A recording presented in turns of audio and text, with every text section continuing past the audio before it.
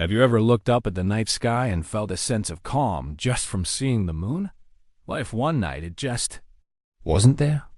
In a place called Willowlight Forest, where fireflies dance like stars and trees hum soft lullabies, the moon wasn't just a light. It was a guardian, a comfort, a friend to every creature. But on one unusually quiet night, the moon did not rise. The forest held its breath, feeling an empty space where silver light should have been. Bruno the bear was the first to notice. He stepped out of his cozy den, looked up at the star-filled sky, and saw only darkness where the moon should be.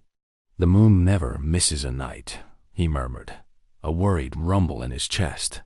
From a branch above, a sleek silver-furred cat named Luna replied, her voice as soft as a whisper. "That's because something has changed, Bruno. The air feels lonely." Soon, they weren't alone. One by one, the residents of Willowlight gathered. Toby the tortoise, slow in step but quick in thought. Olive the owl, the keeper of ancient forest stories.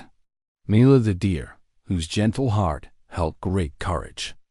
And even Tiny Buzz, a firefly who glowed brightest when he was excited or nervous. And tonight, he was glowing like a tiny beacon. They all felt it, the silence, the emptiness. The moon was gone. Olive the owl, with a graceful flutter of her wings, landed on the Moonstone Rock, the forest's special place for sharing tales. "Long ago," she began, her voice echoing with wisdom, "the moon chose this forest because of its harmony.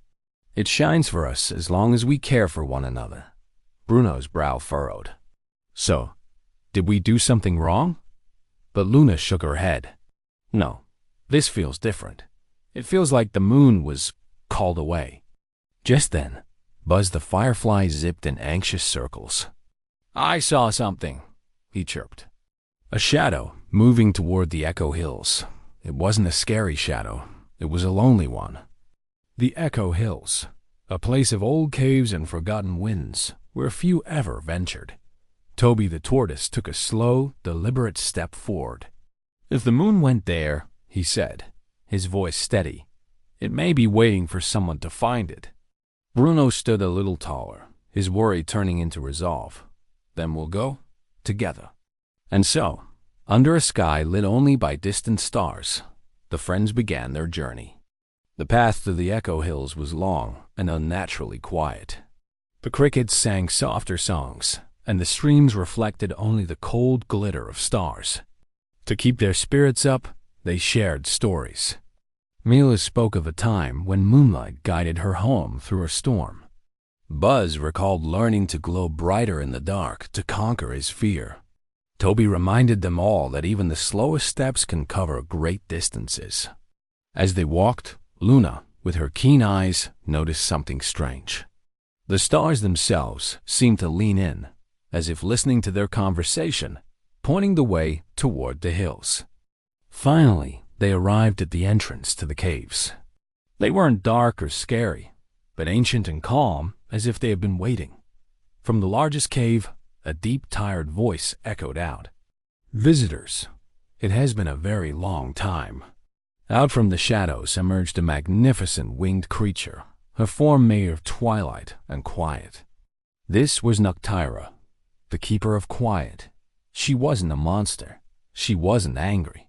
She just looked sad. "I did not steal the moon," Noctira said gently. "I only asked it to rest." And there, behind her, hovered the moon, dim but peaceful, wrapped in a soft, shadowy embrace. "The world has grown too loud," Noctira explained, her voice filled with sorrow. "I guard the forgotten, silent places." I thought the moon needed silence too. Luna, ever observant, stepped forward. "But the forest needs the moon," she said softly. "It connects us." Noctira's great wings lowered. I did not know. The moon itself seemed to listen, glowing faintly as their voices filled the cavern.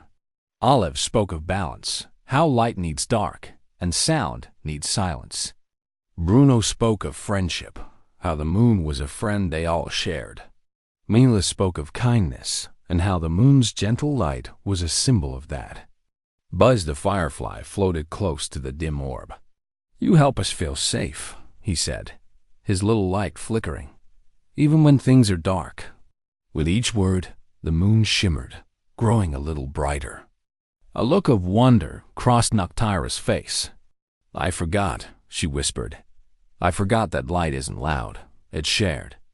As she understood, the shadow she had woven around the moon began to loosen, to recede like a gentle tide. With a soft musical hum, the moon began to rise. It floated out of the cave, climbing higher into the night sky.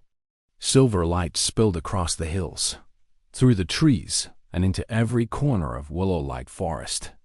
The world breathed a collective sigh of relief. Flowers that had closed began to open. The owls hooted a joyful welcome, and the fireflies, led by Buzz, danced in a swirling, brilliant celebration. From the mouth of her cave, Noctira smiled, a true, gentle smile. "Thank you," she said to the friends. "Thank you for reminding me."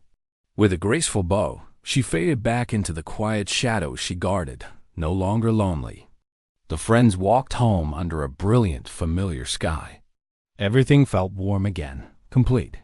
Bruno looked up at the full moon and smiled. "We didn't fight," he said. "We didn't rush." Luna nodded, her silver fur glowing. "We listened." All of the owl landed softly on a branch nearby. And that, she cooed, made all the difference. The forest was in harmony once more, a quiet promise between the moon, the creatures, and the gentle guardian of silence who now understood that some lights are meant to be shared. Thanks for watching our story. If you enjoyed this journey to Willow Light Forest, don't forget to like and subscribe for more adventures.